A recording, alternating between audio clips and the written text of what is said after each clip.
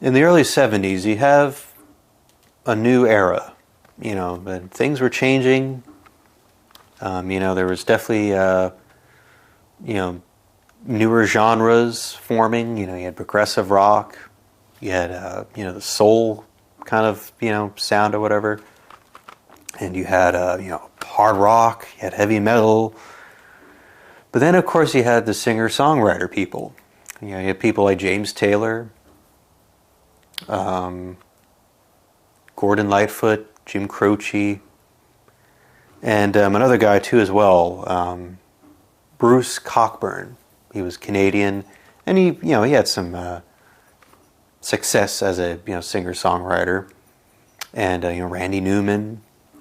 But then you had a lot of the female singers as well, that were already kind of well established, in the 60s or whatever, like Judy Collins, Joan Baez.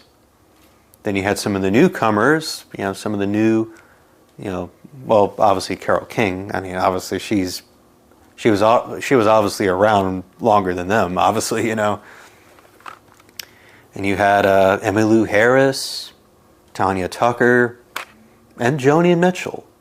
And this artist here, that is a male singer-songwriter, of course, he falls in right in there with them. And he's a very special, definitely a very special cult figure. He was definitely one of those people that was mysterious, and he only had 3 albums. He committed suicide at the age of 26 in 1974, and later on, 2 decades later, whatever, people ended up discovering who he was, and the Volkswagen commercial, they started playing, in the mid-90s, they had Pink Moon. And everyone's like wondering, who is this guy? Who is this name? Sounds a little bit odd, And again, you had people like Cat Stevens, but nothing could ever really be quite unique other than this guy here. And that is Nick Drake.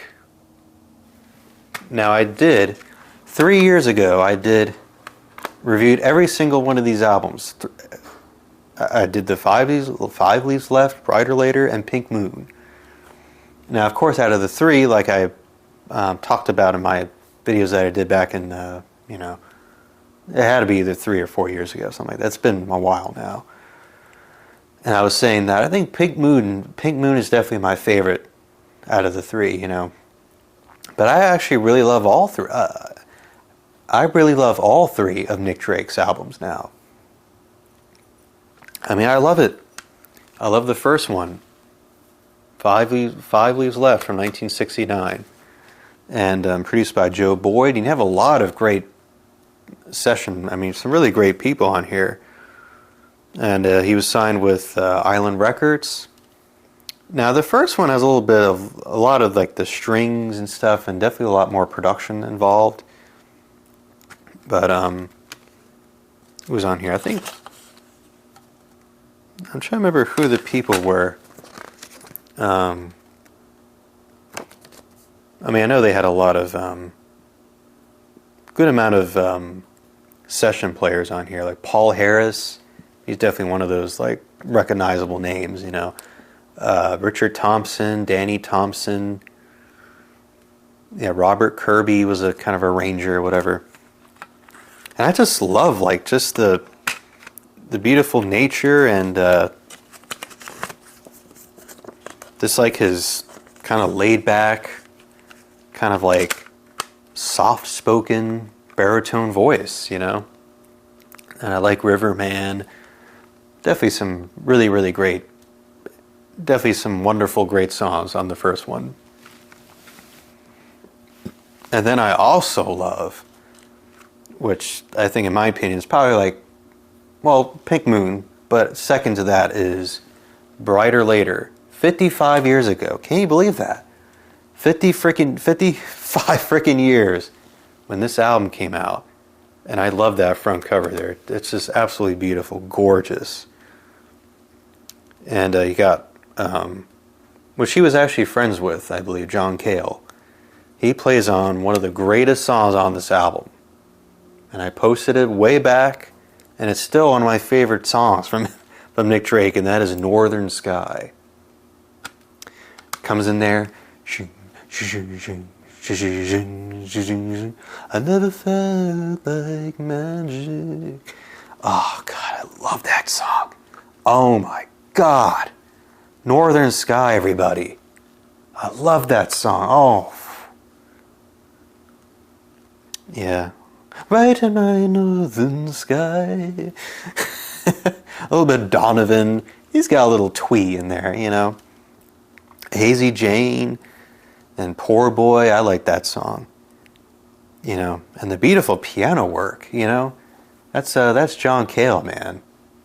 Love that. I love that freaking song.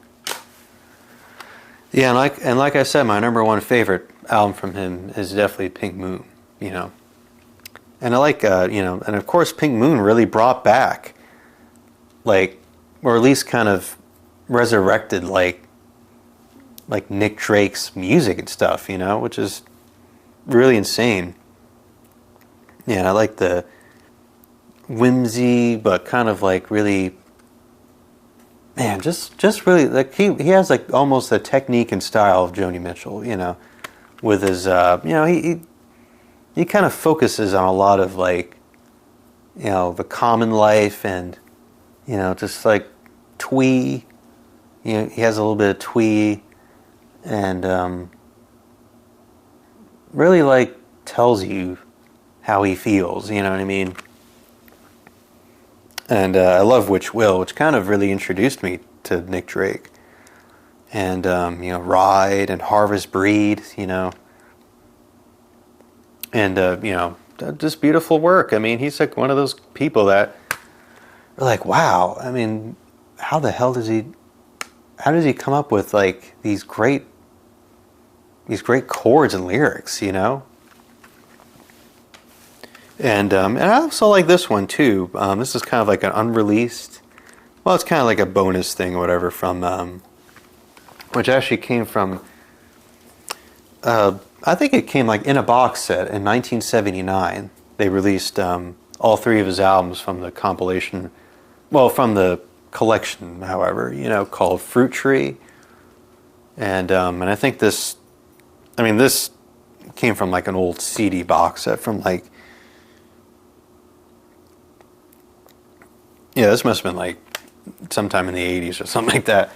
It's kind of like all kind of, you know, just kind of a bit beaten up, the box. You know, it's kind of like one of those old freaking things that are coming apart, falling apart or whatever. But yeah, this one too. I mean, I like some of the unreleased stuff. I mean, it's got stuff from, like, I guess, sessions from the various of albums or whatever.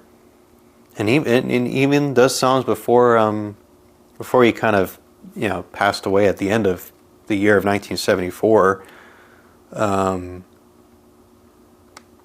Like Rider on the Wheel, Black Eyed Dog, Hanging on a Star, and Voice from the Mountain.